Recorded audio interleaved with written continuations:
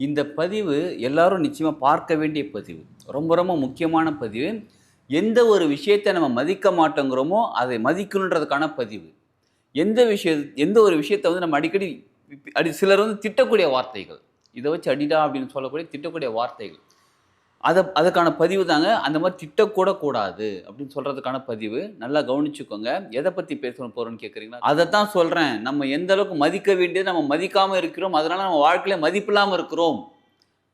நம்ம எல்லாருமே பணம், கோல்டு, அப்புறம் இந்த பொருள் இதெல்லாம் மதிக்கிறோம். மொபைல் ஃபோன கூட மதிக்கிறோம். எல்லாத்தையும் மதிக்கிறோம். ஆனா, இந்த தொடப்பக்கட்டை வீட்ல மதிக்கிறதே கிடையாது. தூக்கி ஓரம் கட்டிக்கிட்டு போடுறது.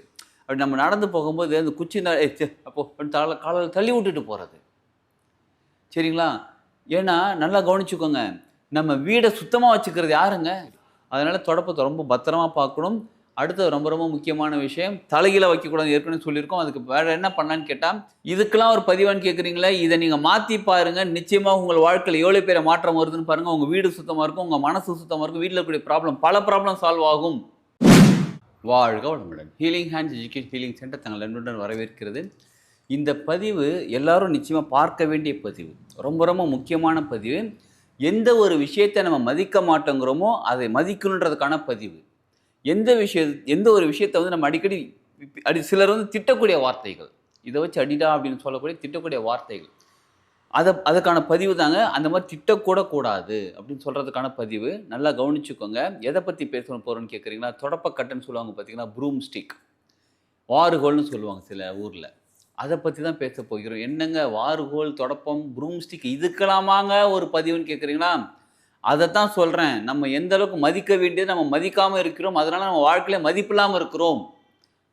நம்ம எல்லாருமே பணம், கோல்டு, அப்புறம் இந்த பொருள் இதெல்லாம் மதிக்கிறோம். மொபைல் ஃபோன கூட மதிக்கிறோம். எல்லாத்தையும் மதிக்கிறோம். ஆனா, இந்த தொடப்பக்கட்டை வீட்ல மதிக்கிறதே கிடையாது. தூக்கி ஓரம் கட்டிக்கிட்டு போடுறது. அப்படி நம்ம நடந்து போகும்போது அந்த குச்சி "ஏய் ச்சே அப்போ" காலால தள்ளி விட்டுட்டு போறது. சரிங்களா? ஏன்னா, நல்லா கவனிச்சுக்கோங்க.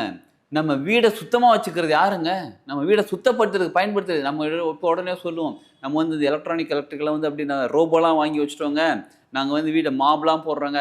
என்னதான் நீங்க பண்ணாலும், தொடப்பத்த வச்சு வீட்ட கூட்டுவீங்க. அது இப்ப வந்து தென்னந்தொடப்பமா இருக்கலாம், பூந்தொடப்பமா இருக்கலாம், இல்ல இப்ப ரீசென்ட்டா நெறைய விஷயங்கள்லாம் வந்து பிளாஸ்டிக் தொடப்பம் இந்த மாரிலாம் வந்திருக்கு பாருங்க. எதுவாக இருந்தாலும் பரவால்ல, தொடப்பம் தொடப்பம் தான். நீங்க அது இதுன்னு பிரிச்சு பார்க்க வேண்டாம். சரிங்களா? இப்ப தொடப்பம் இருக்குல்ல, அத வச்சு தான் வீட கூட்டுறோம்.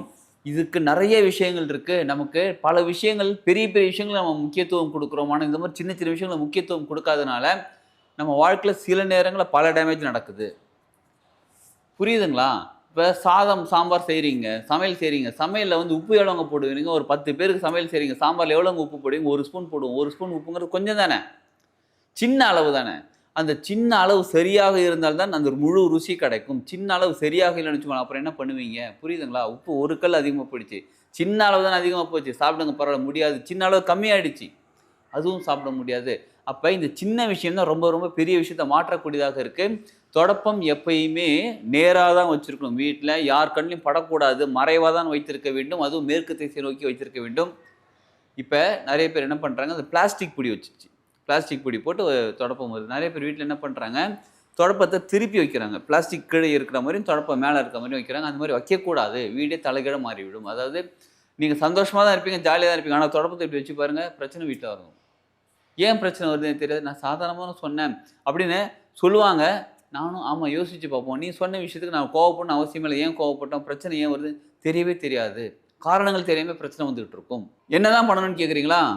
தொடப்பத்த பத்திரமா வைக்கணும். யார் கண்லயும் அதாவது நம்ம இப்ப கூட்டுறோம். ஓகே. கூட்டி முடிச்சாச்சு. அப்படி ஓரமா வச்சாச்சு. அவ்வளோதான் முடிஞ்சு போச்சு. ஓரமா வைக்கிறது ஓரமா தான் வைக்கணும். யார் கண்லயும் படாத இடத்துல வைக்கணும். 2வது மேற்கு திசையில தான் வைக்கணும். சரிங்களா?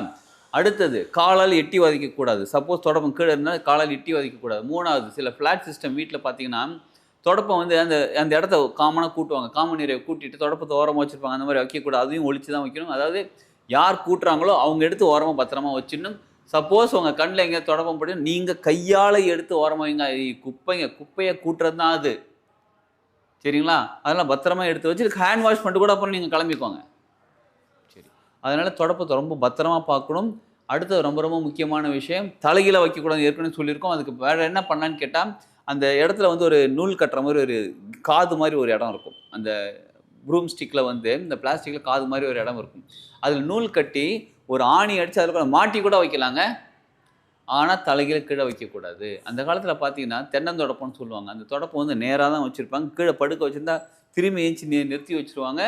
டோருக்கு பின்னாடி ஒழிச்சு வச்சுருப்பாங்க. யார் கண்ணுக்கும் படாத மாதிரி ஒழிச்சு வச்சுருப்பாங்க. இதெல்லாம் அந்த காலத்தில் செஞ்சாங்க. நம்ம என்ன நினச்சிட்டு இருக்கோம், அட போப்பா. ஈவன் மாப் ஸ்டிக் கூடங்க. இப்போ வரக்கூடிய மாப் ஸ்டிக் அதுவும் துடைக்கிறது. சரிங்களா?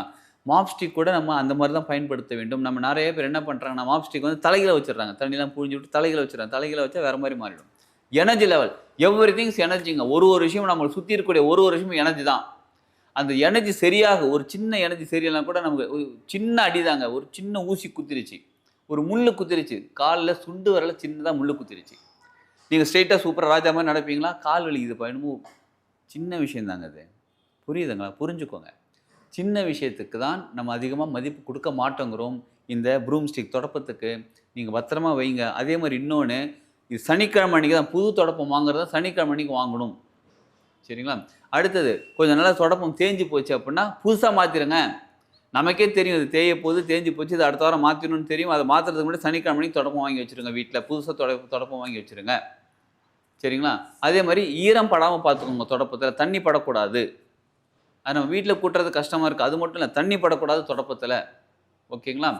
இதுக்கெல்லாம் ஒரு பதிவான்னு கேட்குறீங்களே, இதை நீங்கள் மாற்றி பாருங்கள். நிச்சயமாக உங்கள் வாழ்க்கையில் எவ்வளோ பேரை மாற்றம் வருதுன்னு பாருங்கள். உங்கள் வீடு சுத்தமாக இருக்கும், உங்கள் மனசு சுத்தமாக இருக்கும், வீட்டில் இருக்கக்கூடிய பல ப்ராப்ளம் சால்வ் ஆகும். இதை செஞ்சு பாருங்களேன்.